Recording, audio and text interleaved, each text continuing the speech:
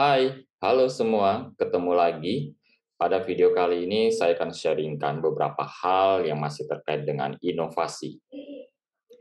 Tahukah Anda bahwa proses pengembangan inovasi dalam organisasi sering menemukan satu proses atau keadaan di mana ide-ide inovasi yang dikeluarkan atau disampaikan masih mendapatkan tantangan atau bahkan penolakan dari berbagai pihak.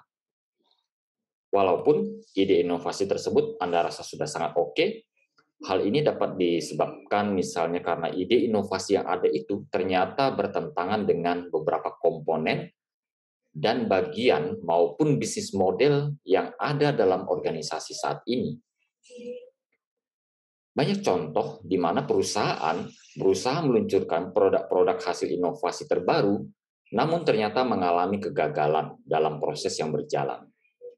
Misalnya, produsen software dan operating system komputer yang sudah sangat terkenal kemudian mencoba meluncurkan produk mobile phone. Namun sampai saat ini beberapa tahun berjalan, ternyata belum berhasil ikut ambil bagian secara signifikan dalam pasar mobile phone yang ada. Kegagalan proses inovasi ini salah satu penyebabnya dikarenakan adanya value blocker. Kita menyebutnya dengan value blocker, di mana proses inovasi yang berjalan ya belum memperhitungkan dengan detail setiap langkah dan diagnosa berbagai kemungkinan yang akan terjadi jika inovasi tersebut dijalankan. Khususnya jika inovasi yang dirancang sangat bertentangan dengan model bisnis yang sudah ada saat ini.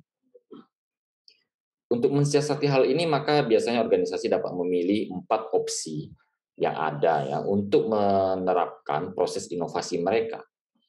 Saya sebutkan yang pertama, yang paling sederhana, sering disebut dengan copycat. Pada pilihan ini, organisasi cukup melihat organisasi lain yang menjalankan sebuah proses inovasi, kemudian meniru sama persis inovasi yang terlihat berhasil tersebut ke dalam organisasi mereka. Proses ini mungkin akan memberikan banyak perubahan pada model bisnis organisasi yang meniru tersebut. Namun dalam hal persaingan bisnis, karena sudah ada organisasi lain yang lebih awal melakukannya, maka inovasi yang dikopi dari organisasi lain ini tidak akan memberikan dampak signifikan pada peningkatan kemampuan organisasi baru ini dalam persaingan bisnis yang ada. Contoh kasus ini adalah perusahaan-perusahaan transportasi saat ini berusaha meniru bagaimana model bisnis yang dikembangkan oleh Gojek beberapa tahun terakhir ini ya, mulai dari angkutan sepeda motor, mobil, dan jasa lainnya. Banyak yang berusaha mengikuti, namun tetap Gojek yang lebih dikenal hingga saat ini karena selain mereka yang pertama dengan model bisnis baru ini, juga skala yang semakin besar dengan semakin banyaknya investor yang bergabung masuk ke dalam Gojek. Opsi yang kedua, bagi organisasi yang ingin berinovasi adalah dengan business as usual. Istilah biasanya business as usual. Artinya, proses inovasi yang dijalankan secara halus mengalir bersama dengan proses dan model bisnis yang sudah berjalan selama ini. Contoh paling sederhana kasus ini adalah pada bisnis perbankan. Beberapa dekade yang lalu, saat salah satu bank mulai menggunakan mesin ATM pada akhir tahun 1960-an, maka beberapa dekade kemudian bank-bank lain juga ikut mengaplikasikan mesin yang sama tanpa mengganggu proses bisnis mereka selama ini. Proses inovasi ini telah meningkatkan pelayanan bagi nasabah mereka. Ya, banyak bank yang merasakan manfaat dari penggunaan mesin ATM. Proses yang ada berjalan dengan sangat baik karena mesin ATM mempermudah operasional dari bisnis model yang sudah ada sebelumnya. Opsi ketiga, proses inovasi yang biasanya diistilahkan dengan radical innovation. Jika inovasi yang diharapkan terjadi bisa memberikan perubahan drastis ya pada persaingan bisnis dan juga pada model bisnis organisasi itu sendiri, maka proses inovasi ini bersifat radikal. Tentu sangat penting untuk mempertimbangkan apakah proses inovasi ini bisa dijalankan oleh organisasi. Contoh kasus ini adalah saat salah satu pengembang sistem operasi komputer, yaitu Microsoft ya, pada tahun 2010 mencoba untuk melakukan inovasi model bisnis dengan masuk ke lini bisnis mobile phone. di mana sektor ini memiliki model bisnis yang berbeda dengan model bisnis mereka selama ini, dan tidak mempertimbangkan dengan baik secara detail proses dan akibat setiap langkah yang diambil menyebabkan terjadinya benturan kepentingan dan proses bisnis yang menyebabkan tidak tercapainya target yang diinginkan untuk bisa masuk ke lini bisnis ini, ya, hingga saat ini.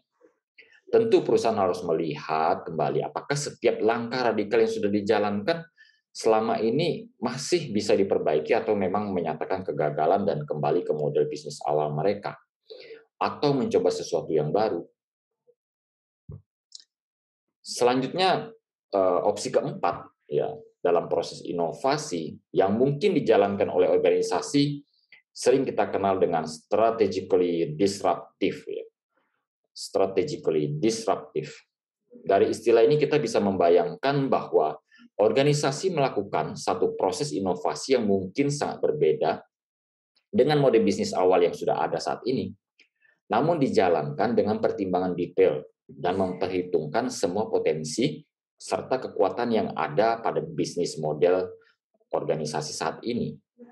Kasus ini ada pada contoh perusahaan yang sama, yaitu Microsoft juga, yang terjadi pada tahun 2001, yang kemudian membangun satu divisi bisnis, ya, pengembang konsol game berbasis komputer yang kita kenal dengan Xbox, dan berhasil dengan baik. Walau lini bisnisnya sangat berbeda dari model bisnis awalnya, pengembangan lini bisnis konsol game tersebut memperhitungkan potensi kekuatan yang memang sudah dimiliki dan memperhitungkan berbagai kemungkinan konflik yang terjadi saat pengembangan model baru, ya, khususnya produk baru yang akan dihasilkan. Dengan memanfaatkan komunitas pengembang game komputer yang ternyata menjadi kekuatan dan kualitas game konsol itu sendiri, hal inilah yang mendukung keberhasilan inovasi Xbox saat ini. Saya tutup sesi video kali ini dengan statement dari seorang periset yang pernah menyatakan, saat kita membangun ide bisnis inovasi yang berdampak biasa, namun dijalankan dengan konsisten, maka itu akan memperbesar kemungkinan keberhasilan proses inovasi tersebut dibanding merancang langsung sebuah inovasi besar untuk membuka pasar maupun teknologi baru. Terima kasih, semoga video ini bisa bermanfaat untuk kita semua.